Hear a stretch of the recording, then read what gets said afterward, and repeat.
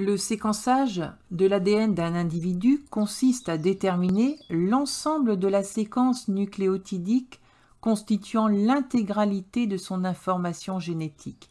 Actuellement, le génome de plusieurs centaines de milliers d'individus a déjà été séquencé. C'est à Sanger que l'on doit le premier séquençage de l'ADN. Il est parti d'un fragment de séquence inconnu de nucléotides dont il a fabriqué une séquence complémentaire.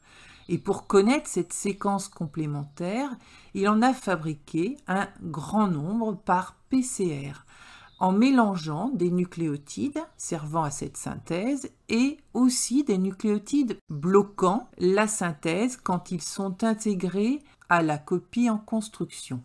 Un grand nombre de copies ayant été ainsi fabriquées, on obtient toutes les tailles correspondant à chaque nucléotide. Alors on trie ces différentes copies par ordre croissant de taille. Il ne reste plus alors qu'à les ordonner en fonction de leur taille et à les faire migrer par électrophorèse pour ensuite établir l'ordre des nucléotides du brin complémentaire. Donc, quand on a cette séquence du brin complémentaire, alors on peut en déduire la séquence du brin du fragment d'ADN recherché. Voilà en quoi consiste ce séquençage d'ADN.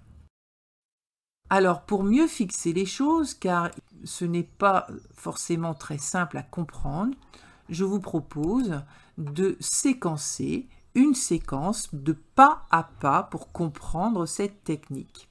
Partons d'une séquence AGC-ATCGT inconnue. Il faut se dire que même si je la marque là, on ne la connaît pas.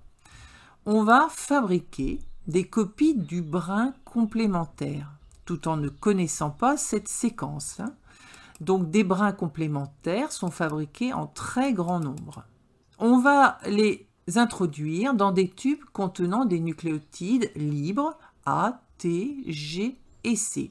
4 tubes différents dans lesquels on va introduire également les nucléotides bloquants. Chaque tube contient un type de nucléotide bloquant, donc A, C, G et T. Donc la construction du brin complémentaire va se produire. Il va y avoir intégration des nucléotides et puis les nucléotides bloquants vont aussi participer à cette synthèse. Lorsqu'ils vont se fixer, comme ce que nous pouvons observer au 4e tube de droite, cela va stopper la synthèse. Donc on a un fragment qui sera plus court que l'autre fragment déjà fabriqué. Donc vous constatez qu'on a petit à petit des brins de taille différente. On va ainsi en fabriquer un certain nombre et puis arrêter la fabrication.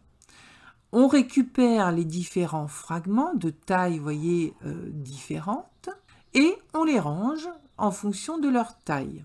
Pour déterminer la séquence, chaque fragment, en fonction du nucléotide bloquant qu'il a intégré, va subir une électrophorèse qui consiste à faire migrer les fragments en fonction de leur taille, donc en fonction de leur masse. Plus ils sont petits, plus ils migrent loin. Nous avons ainsi les brins qui vont migrer effectivement plus ou moins loin. Cela se traduit par une marque, un dépôt, où nous verrons alors des traits verticaux, ainsi traduisant l'endroit où s'arrête leur migration.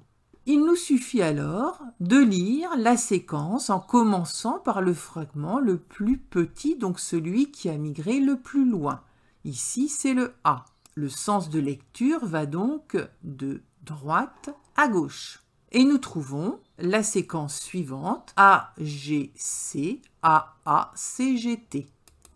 Voici comment cette technique de séquençage permet de connaître une séquence d'ADN.